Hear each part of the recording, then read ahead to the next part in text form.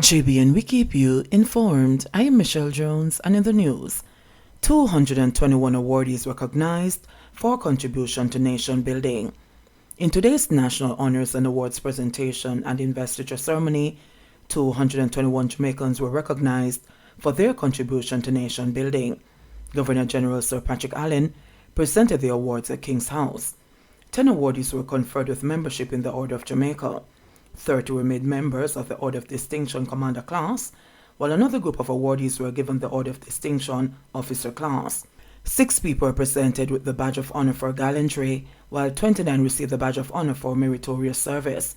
30 were awarded the Badge of Honor for long and faithful service in areas such as community development, community service, education, nursing, dentistry, and the public service.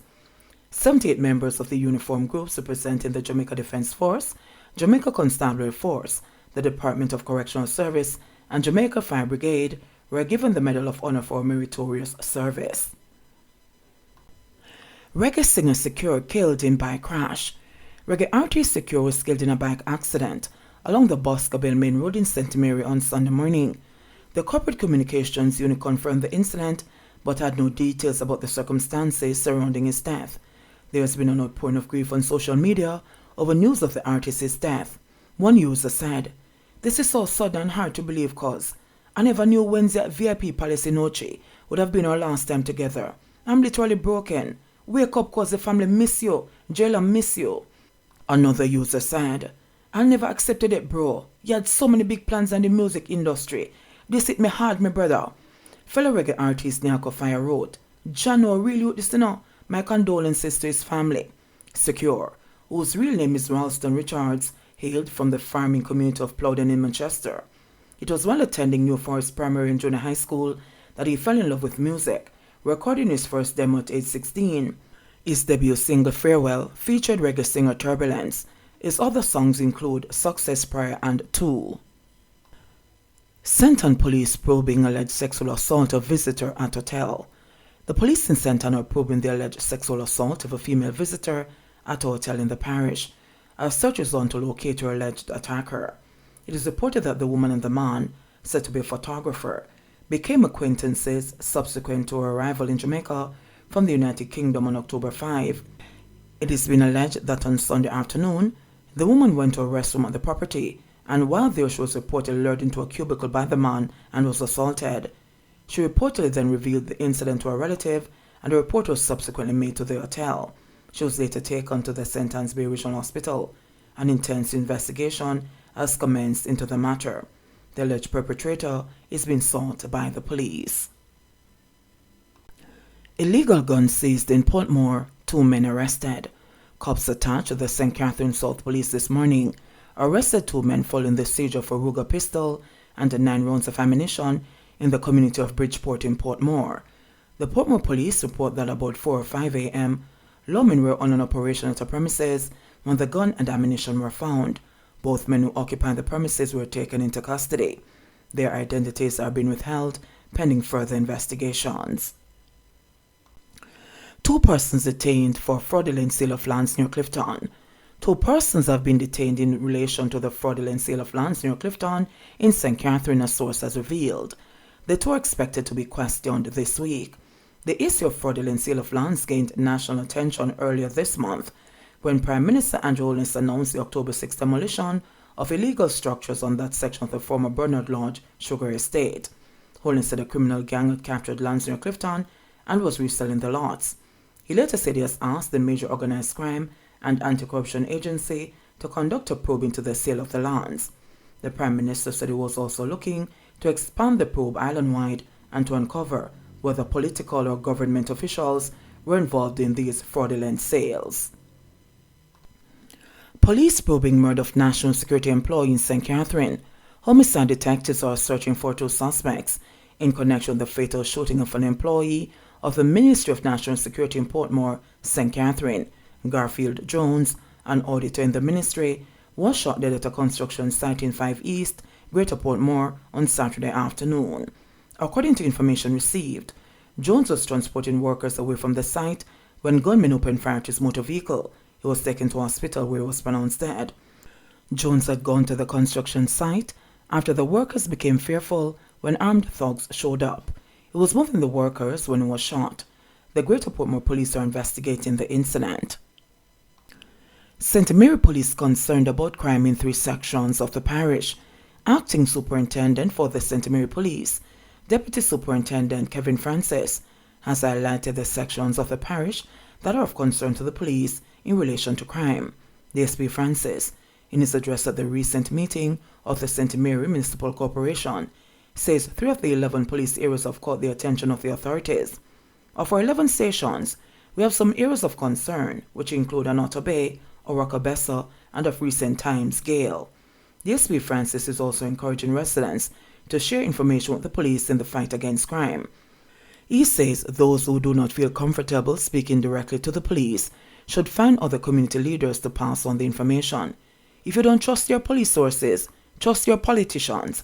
If you don't trust your politicians, trust the justices of the peace. If you don't trust the JP, trust yourself that you'll be able to share information that can save somebody's life. St. Anne charged with murder following home invasion. A man has been charged with murder and wounding with intent after he reportedly invaded a home in Discovery Bay, St. Anne on Tuesday, October 11, and inflicted multiple stab wounds to 2 victims, one fatally. Charged is 29-year-old O'Shane Nevin of Minard Hill, Brownstown in St. Anne. Reports from the Discovery Bay police are that about 8 a.m., a woman said to be Nevin's ex-girlfriend and the deceased, 27-year-old Kendrick Dixon of Rocky Point in Clarendon, were at home when they were reportedly attacked by Nevin, who stabbed them several times. The police were alerted, and both victims were transported to hospital, where Dixon was pronounced dead and the woman admitted. An investigation was launched, and on Sunday, October 16, Nevin was charged after a question and answer interview was conducted in the presence of his attorney. His court date is being finalized. Opposition calls on Health Minister to remedy issues at public hospitals. Opposition spokesperson on Health and Wellness, Dr. Maurice Guy, is calling on Health and Wellness Minister, Dr. Christopher Tufton, to ensure that all operating theatres in public hospitals across the island are adequately maintained to deliver quality patient services. Dr. Guy's urging is based on disturbing information that he said he received about one of the operating theatres at the Kingston Public Hospital that had to pause operations 3 days ago due to a leak from the ceiling. He added that the hospital also ran out of medical oxygen within the last 3 days, causing postponed surgeries and the KPH having to resort to alternative actions. In a statement on Monday, Dr. Guy said he was deeply concerned about the lack of oxygen because it revealed that the administration is no longer concerned about oxygen supplies as Jamaica is out of the heightened COVID-19 pandemic. We're no longer in a COVID-19 emergency. As such, the minister must ensure that our hospitals have the necessary oxygen supply and time to maintain the quality of healthcare delivery in these facilities, Dr. Guy stated. The opposition spokesperson said that with a lack of oxygen and poor maintenance or inoperable structures and equipment, this hinders the public hospitals to provide the quality care and service in critical circumstances and to vulnerable citizens. Dr. Guy also pointed to another incident which he said he brought to the health minister's attention 3 weeks ago that took place at the Anoto Bay Hospital, where malfunction in air conditioning caused water leaks in operating theatres. This situation resulted in the postponement of surgeries at that facility and remains unresolved. This latest incident at the KPH only adds to the impression of an uncaring government steeped in public relations to give the impression that all is well in the sector, Dr. Guy argued. As a result, the opposition spokesperson said the Minister of Health seems to have lost focus on his primary responsibility to ensure proper cost-effective health services for all citizens. This is evident from the recent posturing that the government intends to pursue the Code Care Program model, which promotes the transfer of surgeries to private facilities.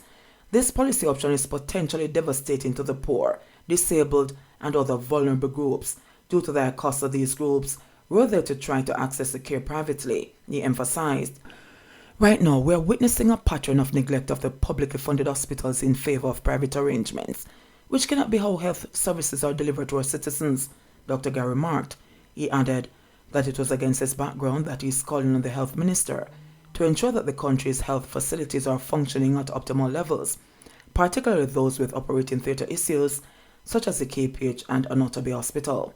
He reiterated that the issues at KPH have to be remedied, as it is the largest trauma hospital in the public health system and the hospital of choice for most citizens. In sports news, Man City boss backs Bunny Shaw after Reggae Girls brace. Manchester City head coach Gareth Taylor has expressed his delight with Reggae Girl Khadija Bunny Shaw after her 2 goals helped the Blues win their first game of the English Women's Super League season, a 4-0 thrashing of Leicester City on Sunday. Shaw, who is a native from Spanish Town in Jamaica, opened the score in the 24th with a powerful head at the far post from across from Lauren Hemp. She later showed her poacher's instinct when she added a second goal in the 72nd minute, sweeping on the rebound after Alex Greenwood's penalty was saved. It was 25-year-old Shaw's 5th goal in as many appearances in all competitions this season, including 3 in the league. Taylor said he's content that the Jamaican is showing what she's capable of on the field, while noting that Shaw stood out so far in the season. "I'm really happy that Bunny is showing what she's capable of," he said. "She had a good season last year, good competition with Ellen White, which gave us different options, but at the moment, she's the one real standout option. It's a good start for her, good challenge, and one she's enjoying," he added. In cricket, Scotland upsets 2-time champion West Indies in T20 World Cup. Scotland beat 2-time champion West Indies by 42 runs Monday in T20 Cricket World Cup. George Munsey scored an unbeaten 66 from 53 deliveries to lift Scotland to 164-5 after being sent into bat in overcast conditions.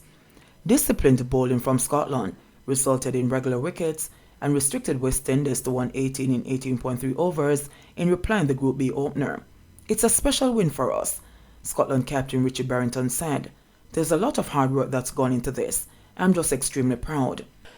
Left-arm spinner Mark Watt 3-for-12 opened the bowling and took 3 wickets, and pace bowler Brad Wheel 2-for-32 and off-spinner Michael Less 2-for-15 each took 2 wickets. The teams placing first and second in each of the preliminary round groups will advance to the Super 12 round, which starts on the weekend with defending champion Australia against New Zealand on Saturday in a rematch of last year's final. Scotland qualified for the Super 12 stage last year when the tournament was held in the United Arab Emirates. The win over West Indies will rank higher for the Scots, who got away to a flying start with Munsey and Michael Jones 20, putting on a 55-run opening stand, disrupted by a rain delay, before Jason Holder took the first wicket 2 balls after the power play. Holder 2-for-14 was the pick of the West Indies bowlers with 2 wickets in his first 2 overs, and he also prolonged the run chase in a losing cause with a defiant 38 from 33 balls despite batting with the lower order. Kyle Mayer scored the first 20 runs for West Indies before he was dismissed in the 3rd over. Evan Lewis 14 and Brandon King 17 took the score to 53-for-2 in the 6th, but their dismissals in back-to-back overs rocked the innings. "It's a tough loss for us, obviously disappointed," West Indies skipper Nicholas Perron said. "This loss makes the next 2 games must win for us. We have to put this loss behind us and pick ourselves up. West Indies is the only team to win the T20 title more than once, and was one of the most dominant teams of a decade in the format.